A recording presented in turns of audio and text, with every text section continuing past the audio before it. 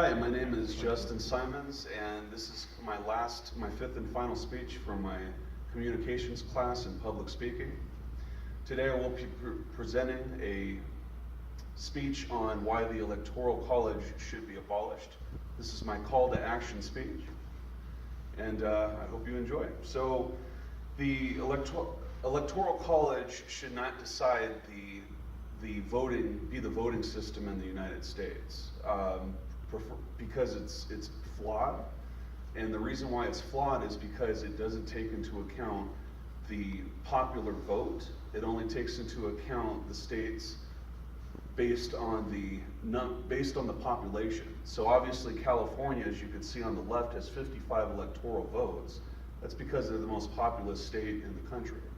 Florida, Texas, New York, very populated states, and it should be less about the states with the highest populations and more about the people that turn out as individuals to vote. My goal at the end of this speech is to encourage all of you to take action on what we as the people can do to change our system currently to vote for our next leader, the United States President. The electoral system, the college that we have now, it greatly affects voter turnouts. And the reason why it does that is because the people that don't know politics very well, but they go out and vote, they assume that there is a lot of, like, California is always going to be blue, Democratic. West Virginia is always going to be red, Republican. And based on those assumptions, their mindset is, well, why vote if my state's going to be the other way anyways from what I voted for?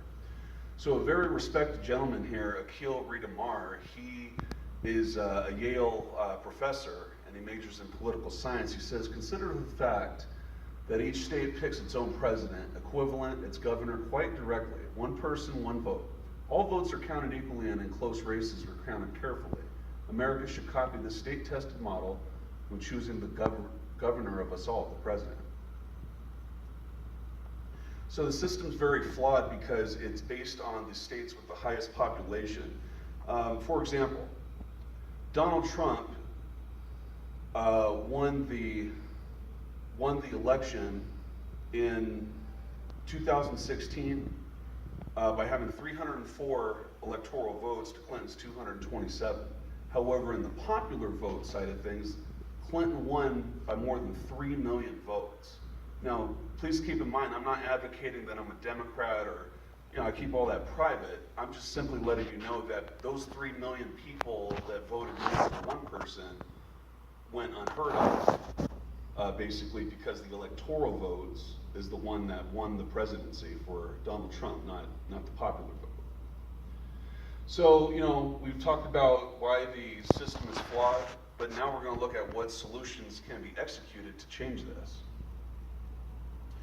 The popular vote is the best solution. Why every vote matters from everyone. And so, the hard part about changing, though, from the Electoral College to the popular vote is because the Electoral College is embedded in our U.S. Constitution. So what that means is that because it's embedded in our Constitution, there needs to be a constitutional amendment that's created. And when this constitutional amendment's created, it has to be ratified to abolish the college. Well, how does that happen? Very difficultly. So it has to be a 2/3 vote by the Senate, a 2/3 vote by the House of Representatives, and 38 states out of 50 states, which is equivalent to 75%, needs to approve to get this passed, the amendment to abolish the Electoral College and basically switch to the popular vote. Now, because that is very hard to do, it's been attempted, by the way, 3 times in history. So it was attempted in 1934, 1966, and 1979. Those are the closest it's ever gotten, and it's been outvoted in the Senate each time, which is why it hasn't passed yet. However, there is a workaround to this. The National Popular Vote Interstate Compact is a movement where 11 states, as you can see here in blue, these 11 states have already passed and are on board with this. What you see in red here is actually the pending states. These are much harder for them to approve this though, because these states typically are Republican, and the states that are blue are typically Democrat, which lean more towards getting the Electoral College abolished. So to get on board though, these 18 states you see in red have to turn into the blue ones, and then that way the popular vote will win for each future US presidency election. So we've talked about the problem with the Electoral College, the solution and possible workaround to circumvent the problems, getting it passed through the Senate, House of Representatives, that kind of thing.